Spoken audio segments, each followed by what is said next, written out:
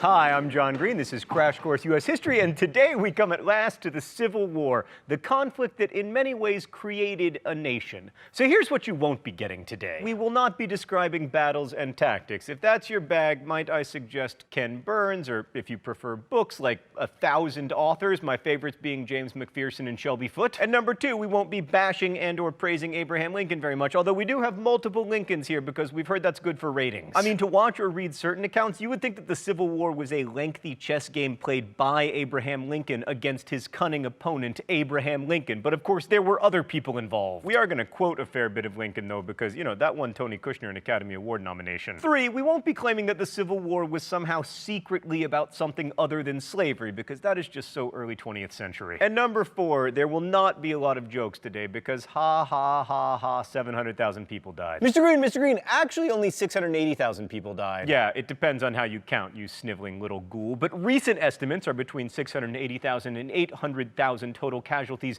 deadlier for Americans than the American Revolution, World War I, World War II, and Vietnam combined.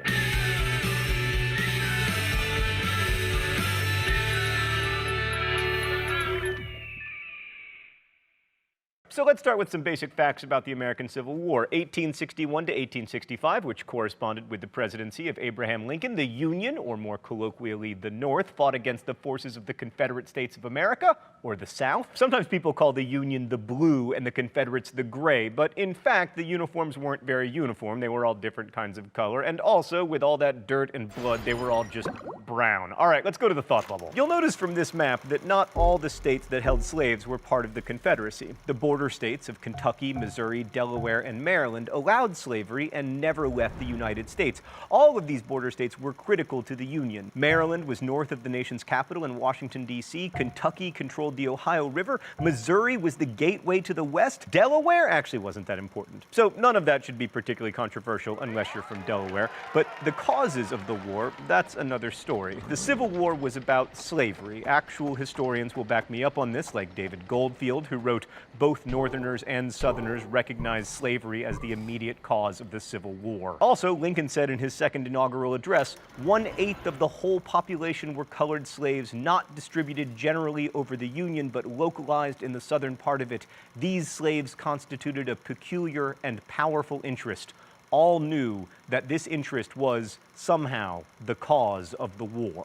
That said, in comments, lots of people will be like, the war was about agriculture versus industry, or the states' rights to protect themselves from the tyranny of a big federal government. But if it were really about that, the Civil War would have started during the nullification crisis in the 1830s, when, as I'm sure you'll remember, Andrew Jackson said that South Carolina couldn't declare a federal tariff null in their state. Why didn't that cause a civil war? The Confederate government passed the first conscription act in American history, implemented national taxes, created a national currency, and had a government bureaucracy of about 70,000 people, more than the federal bureaucracy in Washington, D.C. Thanks, Thought Bubble. That said, in the beginning of the war, Lincoln deliberately tried to downplay the slavery angle, arguing that the war was only about preserving the Union. But the war was also about religion for both sides. As David Goldfield put it, in protecting the revolutionary ideals, Northerners would preserve God's plan to extend democracy and Christianity across an unbroken continent and around the world. Southerners welcomed a war to create a nation more perfect in its fealty to God than the one that they had left. But it's also important to remember that regular soldiers often had more prosaic reasons for going off to fight, as you will eventually learn when you are forced to read the Red Badge of Courage. Goldfield tells the story of one Alabamian who enlisted only after his girlfriend mailed him a dress and told him he should start wearing it if he wasn't willing to fight. And for Northerners, union, religion, and an end to slavery mixed together to form a potent rationale for war. It's summed up nicely by Julia Ward Howe's words to the song that would become famous as the battle hymn of the Republic. As he died to make men holy, let us die to make men free. You thought I was going to sing, but you were wrong. So spoiler alert, the Union won the war, which in a sense is unsurprising because they had massive advantages. For starters, they had many more people, approximately 22 million as compared to 9 million in the South, of whom 3.5 million were slaves and therefore unlikely to be sympathetic to the Southern cause. Also, the North manufactured more than 90% of all goods in America. Its factories turned out 17 times more textiles than the South, 30 times more shoes and boots, 13 times more iron, and 32 times more firearms. Plus, at the outbreak of the War, the North had 20,000 miles of railroad compared with the South's 10,000. This made it easier for the Union to move its army, which over the course of the war enlisted more than 2 million men compared with 900,000 for the Confederacy. Even Northern agriculture was more productive, taking greater advantage of mechanization than Southern farmers did. Really, the only advantage the South had was better military leaders, like most of the tactically famous generals of the Civil War, Robert E. Lee, Stonewall Jackson, Jeb Stuart, etc., were Southerners, and also, by the way, they all had great last words. Lee said, "Strike the tent." Stonewall Jackson said, "Let us cross over the river and rest under the shade of those trees." And Jeb Stuart, after being mortally wounded in battle, said to his close friend and lieutenant, "Honeybun, how do I look in the face?" Famous Union General Ulysses S. Grant's last word was water, which isn't nearly so good, but he said that last word after having survived the war and getting to be like President of the United States and stuff. Right, but anyway, this all raises an interesting question. Was the result of the war a foregone conclusion? The Confederacy had to create a nation from scratch and build national unity among people who were committed to the autonomy of their individual home states, so that's a problem. And then there was the issue of overcoming class conflicts, especially when the ruling class was often exempted from actually fighting in the war. But when you put aside all that nation-building stuff and just focus on the actual fighting of the war, the question of the Union's inevitable win becomes much trickier. Some have argued that all the Confederacy really needed to do was outlast the Northern efforts to bring them back into the Union, like Washington had to do against the British. And the idea was that this war of attrition would eventually wear down Northern resolve. But there were two problems with this theory. First, the North had such superiority in its resources that it would take a long time to wear down. Secondly, fighting a war of attrition would be costly to the South as well, and their resources would be depleted long before the North's. Oh, it's time for the mystery document? The rules here are simple. Whoa, that was intense. I try to identify the author of the mystery document. If I am right, I do not get shocked, but I'm never right because Stan makes it too hard. All right, let's see what we got today. I therefore determined first to use the greatest number of troops practicable against the armed force of the enemy, preventing him from using the same force at different seasons, and second, to hammer continuously against the armed force of the enemy and his resources, until by mere attrition there should be nothing left to him but submission. Okay, so the strategy of attrition was a Confederate strategy, but Stan is a jerk. But it talks about the enemy and his resources, which was kind of a Union focus, and more importantly, it talks about preventing him from using the same force at different seasons. That makes me think it is a Union general. Final answer, Ulysses S. Grant.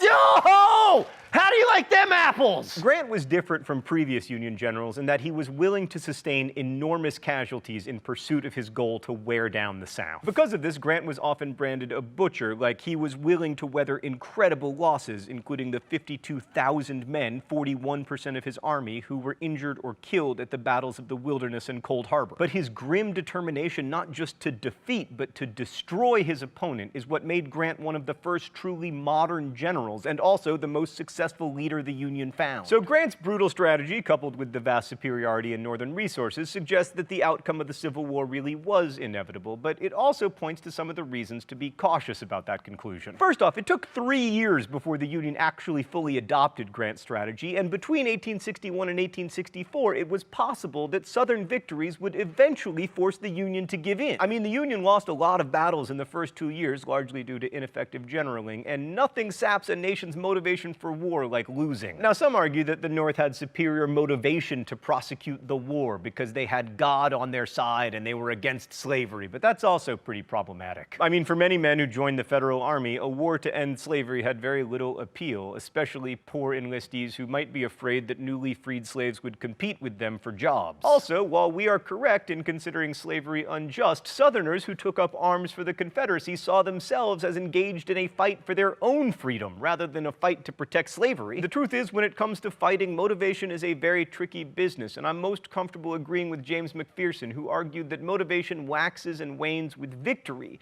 and that the outcome of the war was contingent on a number of turning points. And we're just going to discuss two of the most important, July 1863 and August 1864. July 1863 saw two of the most important Union victories in the whole war. In the Western Theater, General Grant laid siege to and captured Vicksburg, Mississippi, thus giving the Federals control of the lower Mississippi River. By then then the North already had New Orleans, which made it pretty much impossible for the Confederates to ship cotton or anything else along the Mississippi River. After that, Grant was able to turn his attention to the east with the aforementioned hammering of the enemy and their resources. More famously, especially in the eastern part of the United States, the first 3 days of July 1863 saw the Battle of Gettysburg in Pennsylvania. This was General Lee's furthest major offensive in the North, and had he won the battle, it is likely that panic would have set in places like Philadelphia and maybe even New York. Actually, panic did overcome New York in draft riots that killed more than 100 people and only ended after troops from Gettysburg were called in. I'm not going to go into detail about either of these battles, but they shifted the tide of the war in favor of the North, although not enough to bring the war to a quick end. Confederate forces would never again threaten a northern city.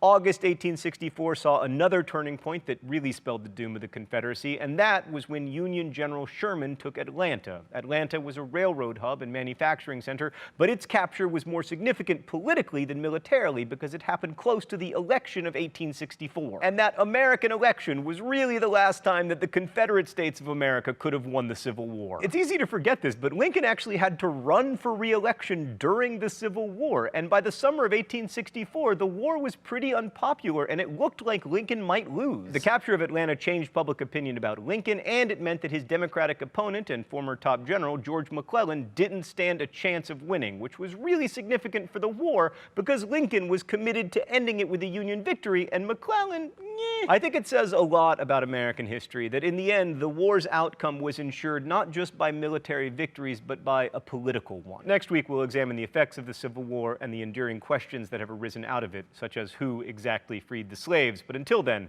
thanks for watching. Crash Course is produced and directed by Stan Muller. The script supervisor is Meredith Danko. Our show is written by my high school history teacher, Raul Meyer, and myself. Our graphics team is Thought Cafe, and our associate producer is Danica Johnson, also responsible for Fell to Abraham Lincoln. If you want to suggest captions for the Libertage, you can do so in comments, where you can also ask questions about today's video that will be answered by our team of historians. Thanks for watching Crash Course, and as we say in my hometown, don't forget to be awesome.